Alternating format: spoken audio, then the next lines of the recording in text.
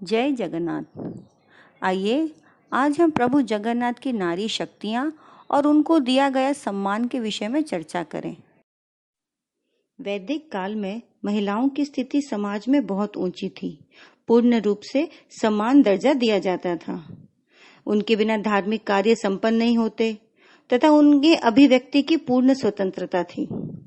नारियों को देवी का दर्जा दिया जाता था, जिनके बिना नर अधूरा होता था। उनके सत्कार से युग में दिव्यता आती थी। यही दिव्यता हम प्रभु जगन्नाथ की संस्कृति में भी पाते हैं। प्रभु जगन्नाथ के श्री मंदिर में आज भी माँ लक्ष्मी, माँ बिमला और माँ सुभद्रा को उच्च स्थान प्राप्त है। माँ लक्ष्मी प्रभु की आराधनीय शक्ति है, जिनसे श्री मंदिर का अस्तित्व है। माँ बिमला शक्ति का प्रतीक है, जिनसे प्रसाद को महाप्रसाद का पद मिलता है। और माँ सुभद्रा तो साक्षात रत्न सिंहासन पर विराजमान है। आइए आज प्रभु की नारी शक्तियों के विषय में चर्चा करें। सर्वप्रथम हम माँ सुभद्रा के विषय में चर्चा करेंगे। प्रभु जगन्नाथ की लीलाएं परम दिव्य और अनोखी हैं। पूरे विश्व में हम देखते हैं कि मंदिरों में देव अपनी सहभागिनियों के साथ विराजमान हैं, मगर प्रभु की लीला ही न्यारी है। वे अपनी बहन सुभद्रा को अपने साथ रत्न सिंहासन पर विराजित किए हुए हैं। दोनों भाइयों के मध्य बहन सुभद्रा विराजमान होने का एक बहुत सुंदर और महत्वपूर्ण संकेत मिलता है। पारिवारिक रिश्तों की और उससे अधिक भाई बहन के रिश्तों की पवित्रता और अहमियता को दर्शाता है। बहन सुभद्रा को प्रभु ने सिंहासन पर मध्य विराजमान करके मुख्य स्थान दिलाया, जिससे उनके मन में अपनी बहन के प्रति स्नेह, प्रेम और बड़े भाई के दायित्व को दर्शाया है। माँ सुभद्रा वो योग माया भी बताए गए हैं, जो दुर्गा की आदि पराशक्ति हैं।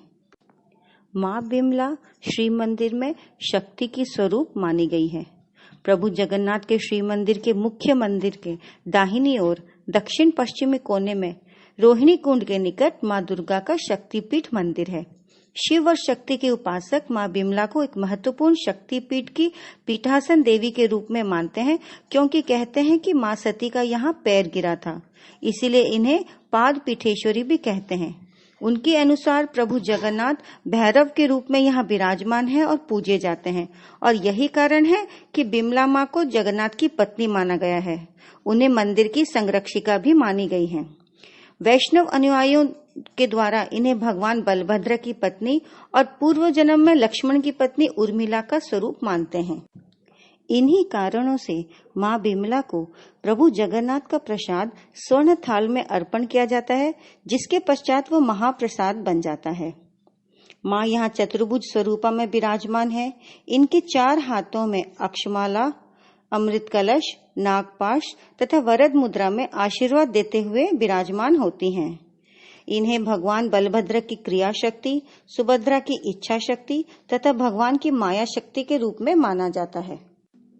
लक्ष्मी या महालक्ष्मी सुख और समृद्धि की पर्याय शब्द हैं। इन्हें दिव्य शक्ति के रूप में वर्णित किया गया है, और ये भगवान की आराधनीय शक्ति है, जिनके बिना ब्रह्मांड का अस्तित्व और संरक्षण नामुमकिन है। आध्यात्मिक कल्याण और भौतिक समृद्धि के लिए माँ लक्ष्मी की आवश्यकता होती है। पौराणिक कथाओं में भी हमने देखा है कि जब दुर्योधन और रावण जैसे शूरवीर पर माँ लक्ष्मी रुष्ट हो जाती है, तब उनका पतन हो जाता है। जगन्नाथ संस्कृति में भी माँ लक्ष्मी को महत्वपूर्ण स्थान दिया गया है। प्रभु का मंदिर श्री मंदिर के नाम से जाना जाता है, और माँ लक्ष्मी को वहाँ की मुख्य देवी के रूप में पूजा जाता है। रत्न सिंहासन पर भी माँ लक्ष्मी भूदेवी और श्रीदेवी के रूप में विराजमान है। पुरुषोत्तम धाम भी श्री धाम के नाम से जाना जाता है।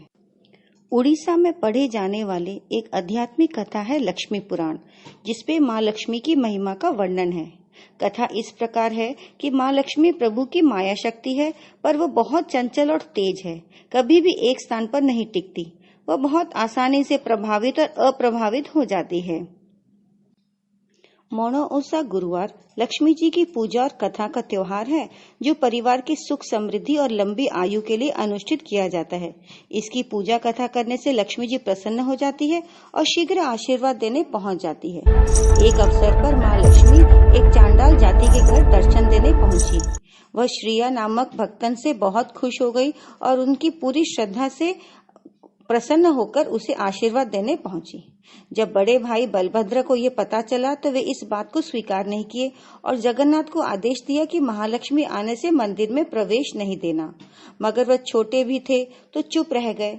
महालक्ष्मी जब मंदिर पहुंची और उन्हें मंदिर में प्रवेश करने से रोका गया तो उन्हें सारी कथा का ज्ञात हुआ और वे मंदिर त्याग कर चले गए। प्रभु जगन्नाथ और भाई बलभद्र के महल से चमक ही चली गई। प्रसाद के लिए भी वंचित रहने लगे। महल छोड़कर सादे भेष में वे घर घर मांगते फिरे, पर उन्हें कहीं भी अन्न का एक दाना भी नहीं मिला और कुएं से पानी लेने तक की अनुमति नहीं मिली।